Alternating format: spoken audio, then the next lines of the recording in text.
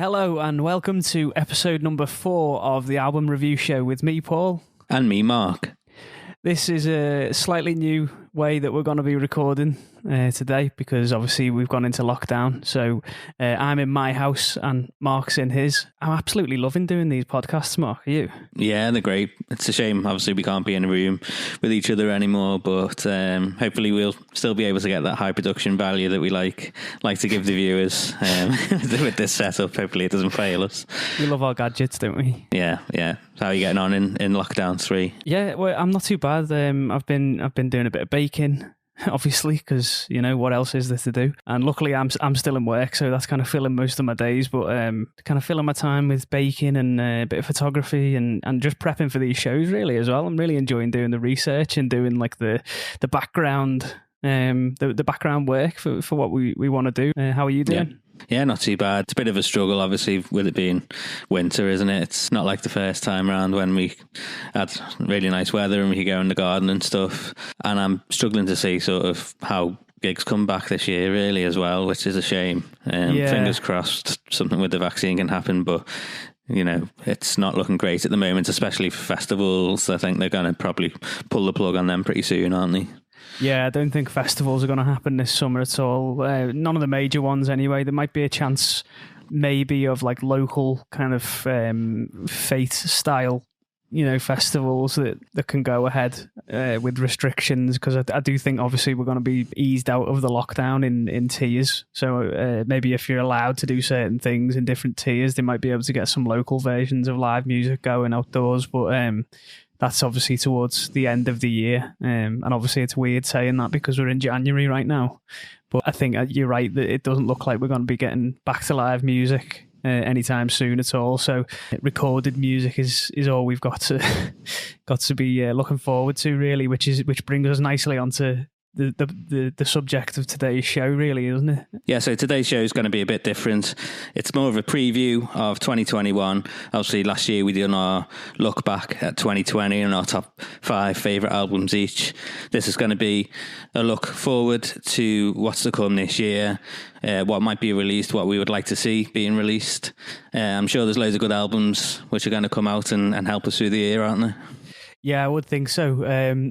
To start, do you have a track of the week this week at all? Yeah, it's Nigel Hitter by Shame. It's come out this week, and they've also announced that they're releasing a new album this year, so that's one to look forward to. Great band from the UK, and they've announced a tour as well. Hopefully that'll go ahead. It's for November, so it's a bit later on in the year, but really great track if you want to check them out. Yeah, November tour might actually happen. That's something to look forward to, maybe. Mine this week is Flies in My Eyes by the great Emu War Casualties. This is like a 3-piece band that are based in Melbourne. I think it's Joe, Saskia and Bibek. They play like a real eclectic kind of style of music. This one just really caught my eye. Obviously, I used to go to school with Joe. He's a really great lad, really great musician. He lives in Melbourne now.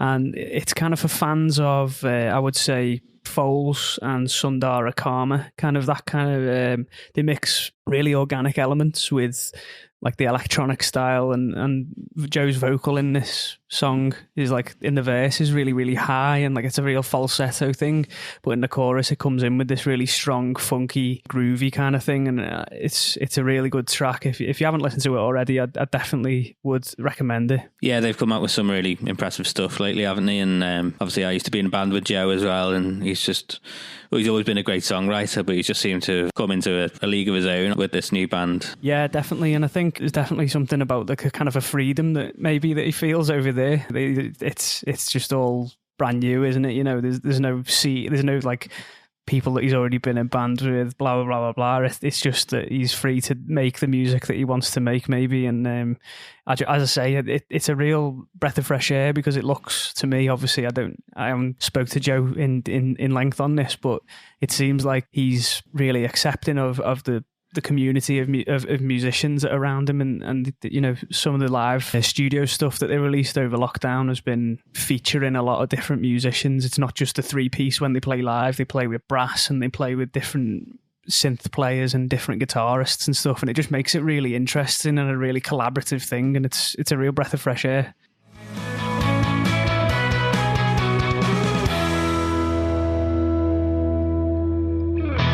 Okay, so obviously the show is about what's going to be released in 2021, what we hope to be released. Has anything caught your eye, rumours or anything like that, which is exciting you? Yeah, I mean, first and foremost, I'd say they were a track of the week, maybe last week or the week before. The Staves are releasing their album Good Woman on February the 5th. So it's really not too long to go now before they release this album.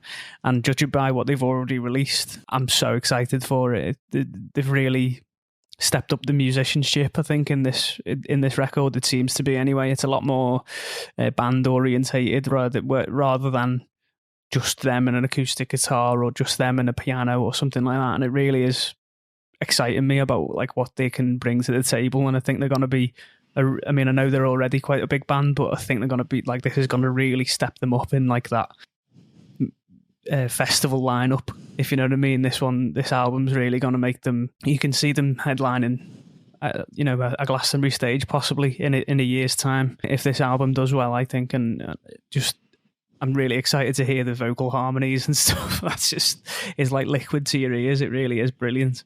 So yeah, that one's as I say, February the 5th. I'm not too sure of any other details. There's not been a whole lot released about it so far. Like where they've recorded it and all that kind of stuff, and I'm excited to hear all that when it comes out as well. But as I say, it looks like they've kind of branched out a little bit into different sorts of instrumentation and involving different musicians in how they're writing the songs and stuff, and it just seems like going to be a really, really good album. Have you seen anything?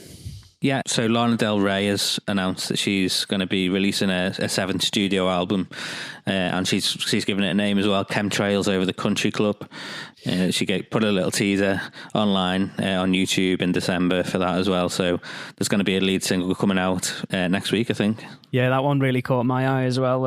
Obviously, you've got to love a bit of Lana Del Rey. I think she's always been one of these people that really pushes a little bit of a boundary of that like dark pop music, and I think this album's going to be a real force to be reckoned with when it comes out. I think it's going to pick up some real traction. Yeah, so the album was actually scheduled to come out in September last year, but because of production delays with COVID, it's been postponed to January this year or February, one of the two. So is this that it's actually been the delays with making the vinyls? I think so. Yeah, I think I saw a rumor that it was just the vinyl that they're actually like struggling to make during lockdown, which I think is a really good sign that they're struggling to make the amount of vinyl that people are wanting to buy, Yeah, and it's their seventh studio album. I didn't actually realise she had that many albums. Yeah, me neither, actually. Then that's some good going, isn't it?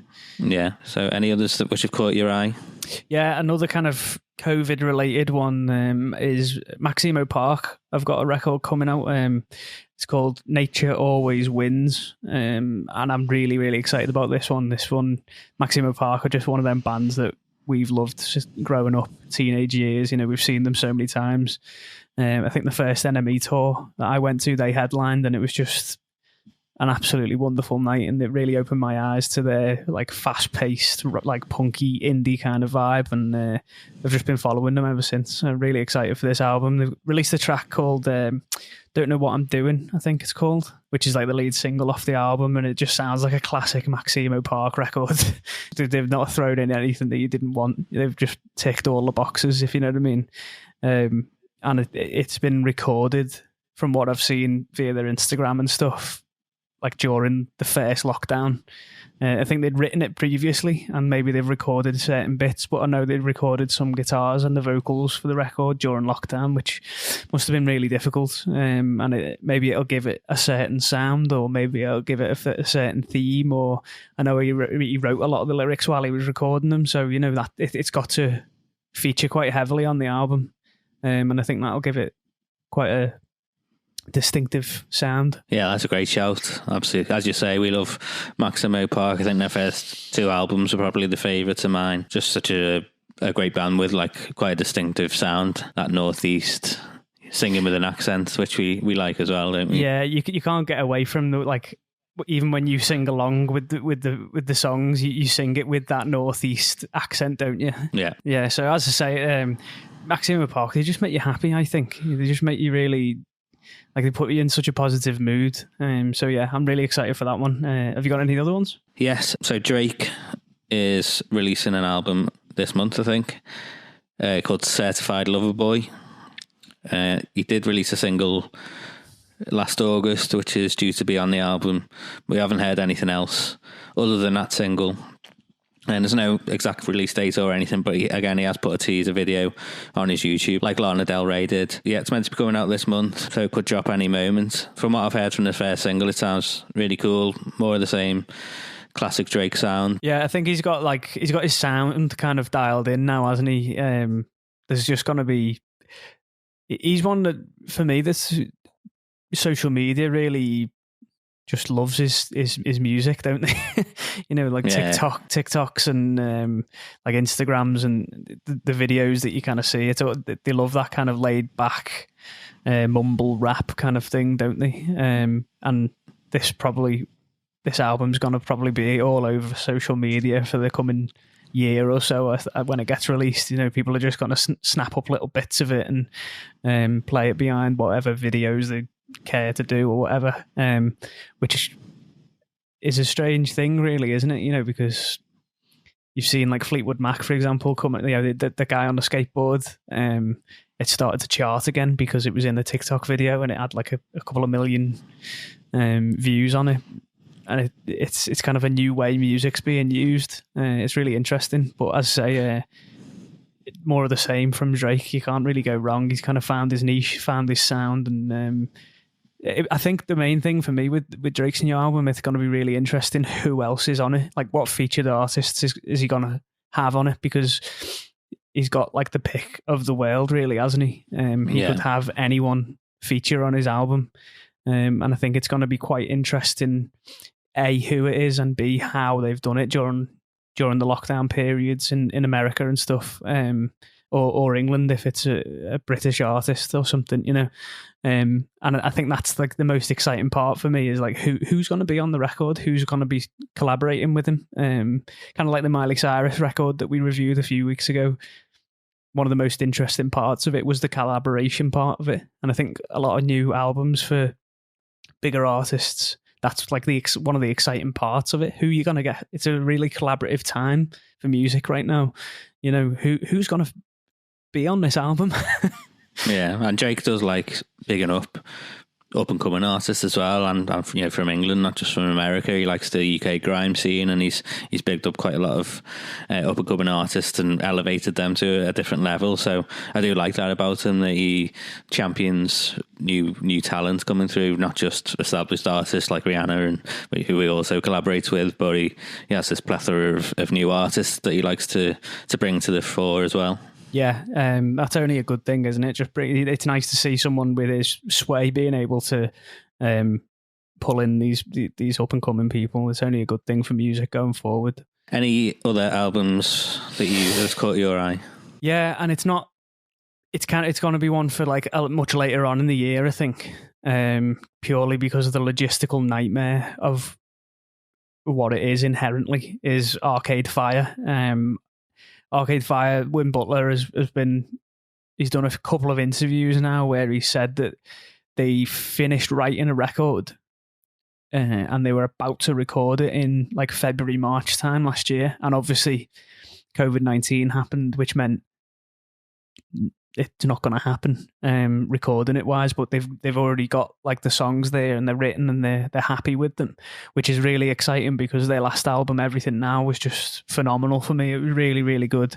They're just a band that need no introduction for me. The way they can write songs and grooves and what they've done for like indie music in the past 10 years is second to none for me, really. But one thing he did say as well was that he's written 2 other albums during lockdown.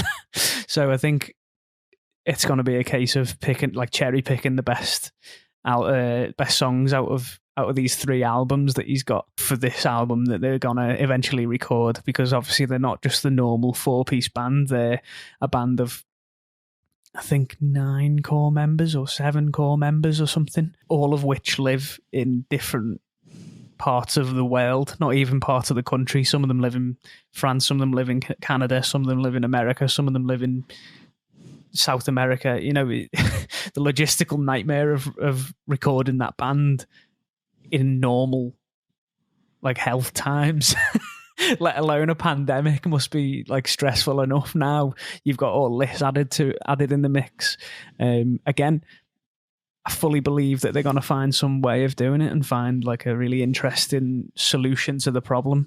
But as I say, I'm really excited about that one just because of the last few albums have been like right in my wheelhouse. Just that real lovely mix of electronic and organic, and the lyrics that they produce thought provoking, and they're quite like a anti-establishment and just anti-hate, really. You know, they support a lot of people, a lot of minority maybe, and a lot of their songs kind of speak about this kind of thing. They've done a lot of work in Haiti and all that kind of stuff. So I think it's going to be interesting what the lyrical themes are in this new record that they come out with at some point. But I'm really kind of holding out for that one.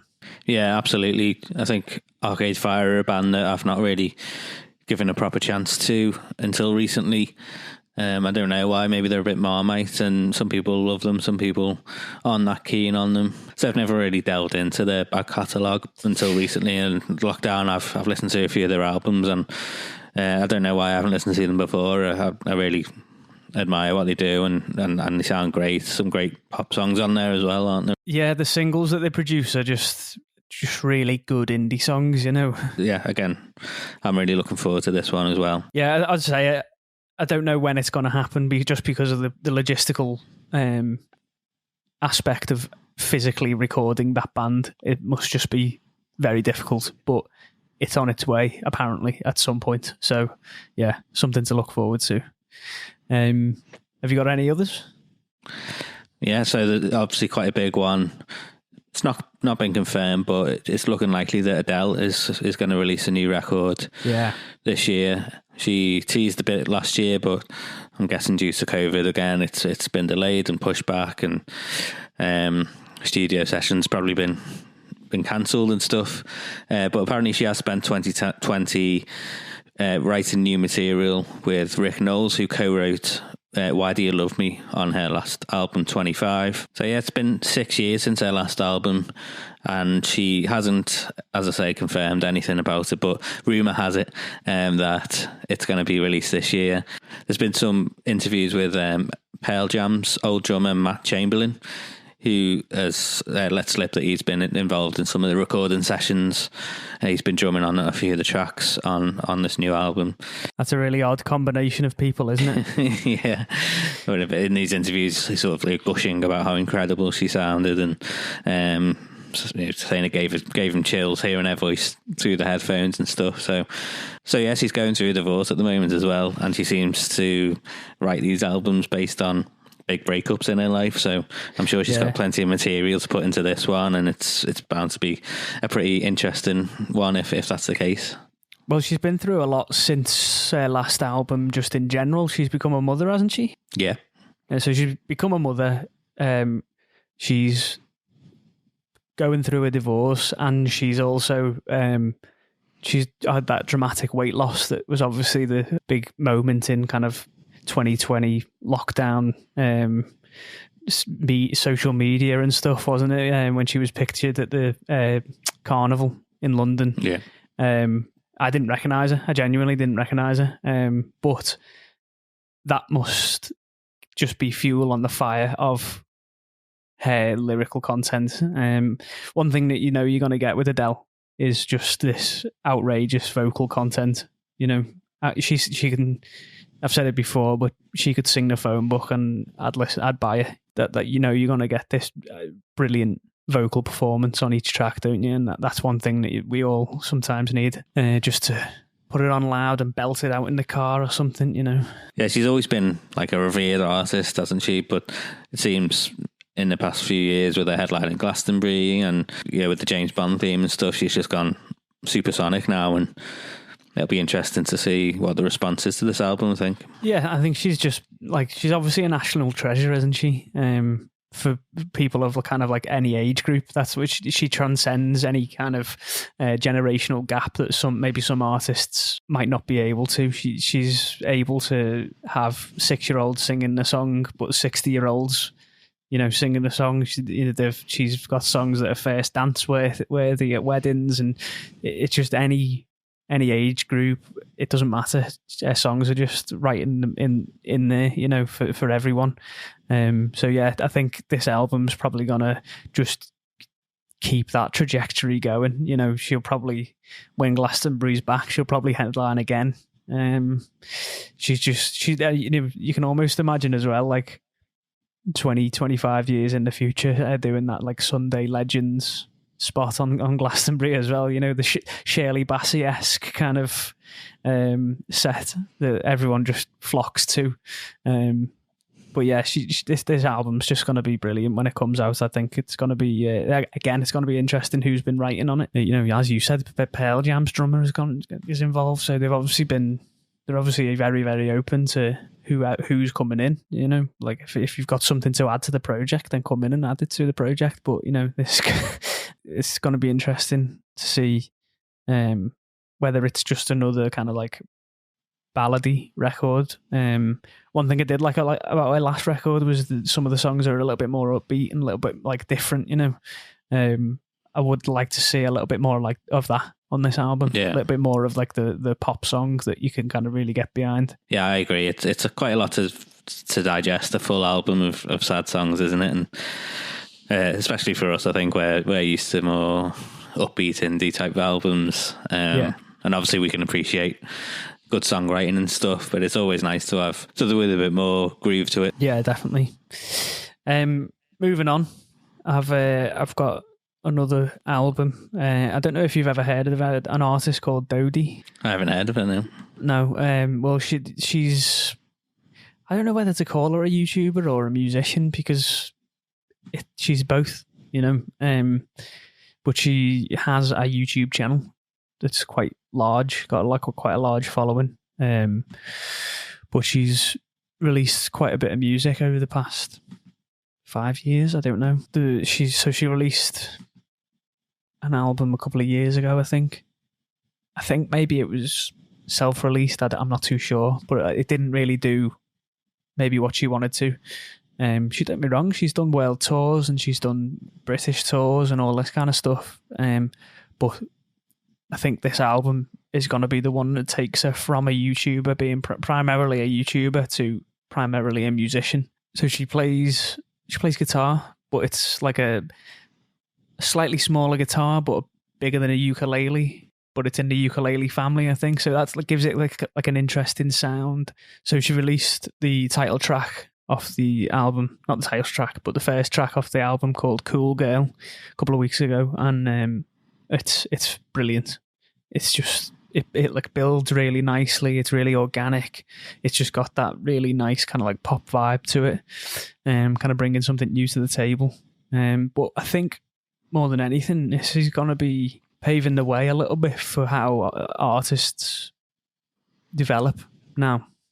Rather than you seeing a band or a singer just being a musician and just being, touring and appearances and support acts and stuff like that, you're going to see them just being a YouTube channel until they're ready to kind of sell music and sell merch and go on a tour and stuff like that. I think this is the new way of being a musician, and I think she's kind of paving the way. Well, artists like her are paving the way. You've got maybe Orla Gartland, who plays guitar for or she played guitar with her, with Dodie and stuff. But people like Chunks, he's got a music career and a YouTube career, and they intertwine. And you got guitarists like Rhett Shull and Tom Mitch, who, as I say, they've as famous for their music as they are for YouTube, and it's just hitting another audience, isn't it? And it's building up a devoted audience before you even release any kind of music or release any kind of real work. And And as I say, I think this is going to be the way even record companies are telling young artists to do it now. I think this is, start yourself a YouTube channel, get yourself a little following, and then from there we can go and we can build from that. But as I say, it's going to be really interesting. I'm just really excited about this record in general.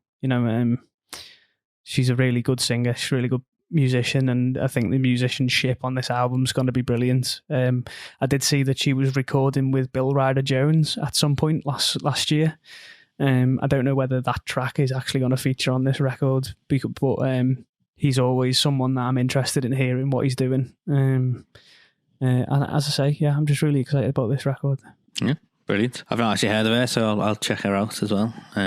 Look forward to that album coming out. Yeah, it's interesting the new ways people are getting followings, like you say, the YouTube channels, and we mentioned TikTok before. So the music industry is changing quite a lot, really, isn't it? And it's having to adapt to these new platforms. Yeah, I think live streaming of music is going to be here for the foreseeable future. I don't think that's going to change. I can even see, for example, the last night of a tour, say it's Biffy Clyro or Muse or Taylor Swift or, like any artist. You couldn't get a ticket to the last night of the tour, but we're going to live stream the whole thing, and you can buy tickets for that. It's another income stream, isn't it? And I think that's going to be the case, like ongoing now. Is one thing that this pandemic has brought us is live streaming of music, but I don't think it's going to go away. I think it's going to stick around, and I think it's going to be like added into live music, because really one thing that you're missing when you live stream a gig is the crowd reaction. That would be a lovely thing to have, so going forward, as I say, I think the last night of a tour, or maybe even every night of a tour, you can just, it's probably going to be incredibly cheap to do from now on. So if you're going to do it for one night, do it for all of the nights, just stream them all, because there's obviously a market there. Yeah, as I say, it's another income stream as well, isn't it? So, you could sell 5,000 to 10,000 more tickets than the venue holds. Yeah, and exactly. get all that money in across the world. You can imagine. Say for it, I mean, take Paul McCartney for example. He could play one gig and make more, potentially make more money than doing a full tour. Everyone from around the world could watch him play in Wembley Arena, for example. But you buy a ticket to the live stream. Don't be wrong, I'd much rather go and see him, and he probably would do that. But arguably, you could do one gig, and everyone could stream it as well as have an audience there. And as you say, it's just another way of making money for artists now. You've got to look at it like on the bright side of the coin, haven't you? And use it to your advantage from now on. Yeah, so I've got another album which caught my eye as well, which is coming out this year, which is Pale Wave's second album, Who Am I? And it's their follow-up to the 2018 debut album, My Mind Makes Noises. And that's going to be released on February 12th. They've released a couple of singles from it already, and it's sounding great. So they are a band that I really like. They are quite sort of 1975 poppy. They're actually signed to Dirty Hit as well, which is 1975's label. Similar sort of sound to them, but female fronted, and really great band. So I'm looking forward to that album. Yeah, they've released all of the full track list, which is online, and pre-orders are available for that album. So that's, as I say, coming in February, a good one to look forward to. Yeah, they're not really an act that I've really followed, to be honest with you. It was all a little bit too 1975 for me.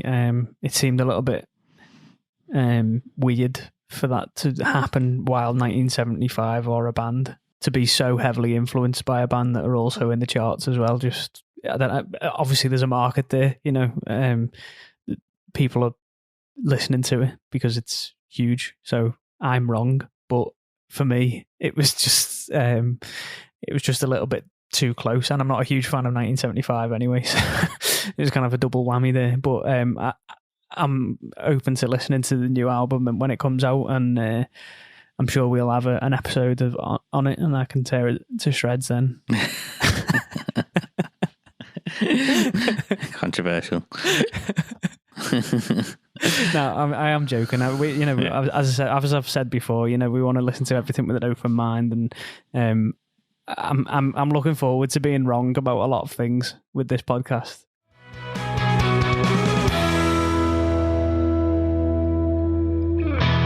We've got through quite a few there. Have you got any others which are really standing out to you, which you want to mention? Kings of Leon. Kings of Leon's album's going to come out very soon, isn't it? I think it's called When You See Yourself. That's what I've got anyway. They released a couple of tracks recently, haven't they? The Bandit and 10,000 People, and they just sound great. I mean, the Bandit sounds a little bit like Sex on Fire, and it's just great. You know what you're going to get with it. It's kind of a classic Kings of Leon song, and I'm really enjoying listening to both of them tracks so far. One thing I will say is that I think there's like a 1970s vibe coming through from what they've done so far, if you know what I mean. Like even down to like the clothes they're wearing and all that kind of stuff in the video, and the drum sound mainly. It's that real dry Fleetwood Mac-y Rumours kind of drum sound, if you know what I mean. And I think that's probably going to be a really strong theme running through the record. Yeah, I wonder if artists have had a bit more time to think about the image around an album as well. So like a band like Kings of Leon, who would usually be touring the world and probably not have much time to think about details like that. Maybe this sort of year off has made them really look into what they want to sound, what the album wants to sound like, what they want to wear around the videos and the imagery and stuff like that. Yeah, just the whole aesthetic of everything that they put out on this kind of not tour, but this publicization of this album. Everything they do from the TV appearances to the there's obviously going to be some live streaming going on. I think everything's going to have the same aesthetic, down to what they're wearing and all that kind of stuff. So I'm really excited about this one. I really enjoyed the last record, and we got to see him in Sefton Park in Liverpool, didn't we? Yeah. What was it, 2019? Yeah, August 2019. Yeah, August 2019, yeah, which was just a great night, wasn't it? Yeah. And they played a load off that recent album. So yeah, I'm really excited about there seems a little bit more electronics seeping into Kings of Leon stuff recently, and I'm a real fan of it. Have you got any that have really poked out to you and caught your eye? Yeah, so it's one for both of us, is really, because I know you absolutely love them as well. So Phoenix, yeah. It's rumoured that they're going to potentially release a new album this year. They released a couple of songs last year, I think, didn't need to do with the film that came out with Rashida Jones. And Bill Murray, yeah. Yeah. I forget what it's called now, but I got the vinyls and whatever that you need off that. So, yeah, anything they put out, I'm going to buy. I'm going to listen to it, constantly. I'm really, really excited. One, because when they released these tracks, when it came out that they were doing the soundtrack for this film, obviously they were pushed on whether it was part of a new album, and they said no, it's not going to be on the new album. So they've kind of like dubbed themselves in it a little bit about that there is going to be a new album, and people are just going to expect it this year, aren't they? Yeah, I think it's probably going to be our most anticipated one of the year, if we're honest, isn't it? Yeah, the only thing is Phoenix are very Phoenix, and so it could be another 3 years before we hear this album. Yeah, I suppose it depends on how the year goes. You might want to release it on a year where they can go out and play it live and be sure they can tour it. A huge component of any band release it. Like, this is one thing I was surprised at Kings of Leon. They're just such a huge live band, aren't they? And I think Phoenix are definitely what they do is playing it live, and they tour for a long time when they release something. So maybe you're right. Maybe it'll be next year. Maybe it'll be 2022 when we actually hear this album. But either way, I'm really, really excited for anything that'll come out about it. Yeah, it's been a few years now, I think, since the last album, hasn't it? And we're definitely due a new Phoenix album. Such a great band. Love the vibe. Love everything about them. One thing that when Phoenix release an album is that it's going to be stylish. It's just going to be stylish running through, and it's just brilliant.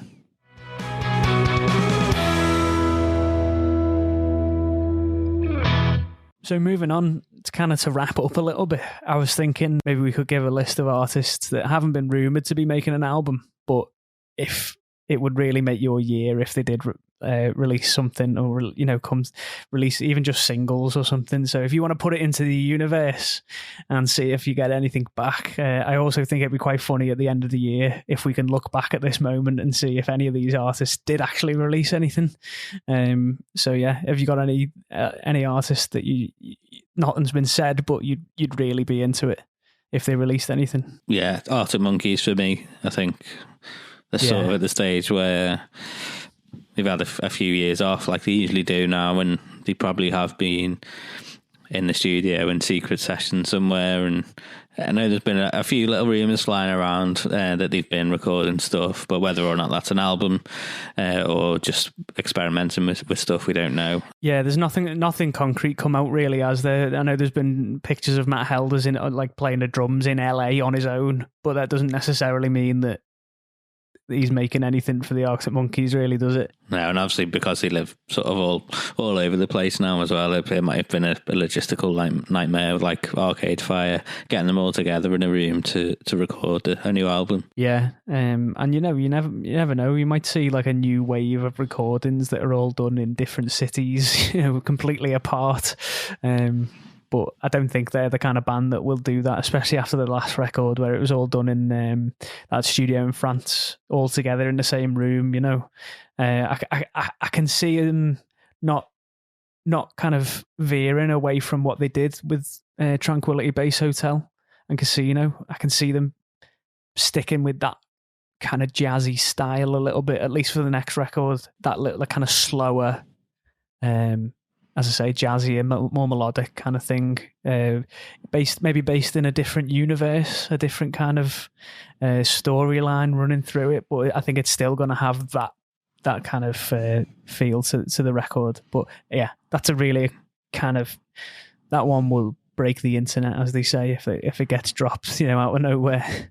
Yeah, it is difficult to see where they go from that last album. Really, I suppose with the others, it was guitar based anyway, so yeah, it was just variations of guitar based albums. But now it's gone in a real different direction on that last album, and it was a bit Marmite. People loved it, people hated it. So it'll be interesting to see, what are they actually going to stick with that direction, and what variants can they come up with from that, or to bring it back to a guitar based album, will it look a bit like they're regressing? Yeah, are they going to look like they're just like doing stuff to please people, or are they doing it to please themselves? It's kind of like a bit of a dichotomy, really, isn't it? Because you don't want to seem like you're regressing, but it might just be the natural progression of where they go, and it might just be kind of like a full circle moment, really. I think for me, one record that I think would,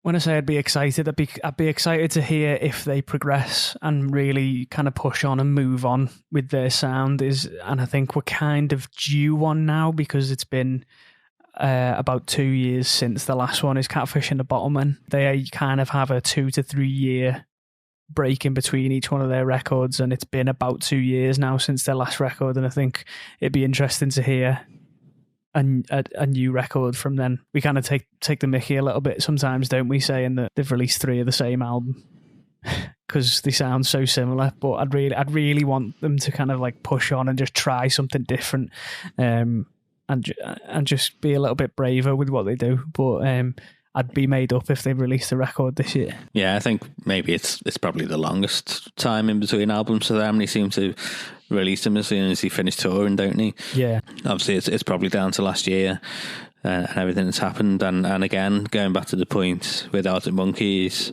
where are they going to go with this one? Like you said, they've released sort of 3 of the same album, which have all been great.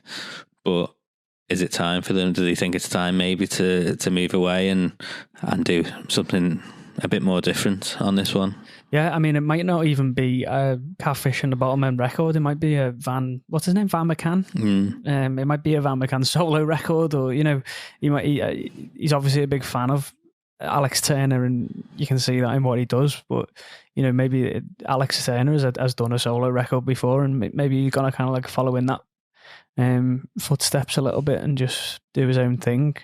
Maybe that is on the cards. You never know. Yeah, I think a Jay-Z record might be quite good as well. He's sort of disappeared for quite a few years now, hasn't he? He's not come out with anything new for a while. Yeah, he does a lot of stuff just with Beyonce, doesn't he? They did that, like the Carters tour, didn't he? And he kind of features on something every now and then, but he hasn't made a record of his own for a while, has he? I'd be made up if there was a Slaves record that got released this year. They're just a really fun band, and I know the guitarist's gone through a lot last year, but I'd be made up if Slaves released a record, and I just think they'd have a lot to say with the current climate and government and the state of the world in general. I'd just really like to hear what they've got to say at the moment.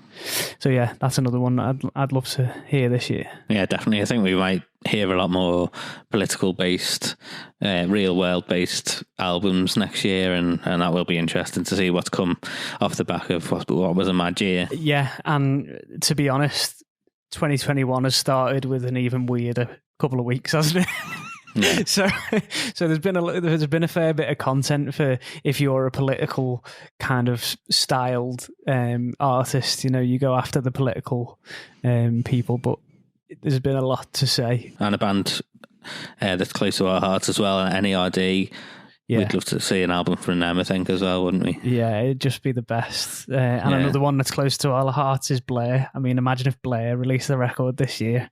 That would be incredible, wouldn't it? Yeah, and it'd be incredible to hear new music from them, but we love going to see Blair live, don't we? So it would be a shame if we couldn't do that. Yeah, we usually try and get to every date on the tour, don't we, with Blair? So yeah.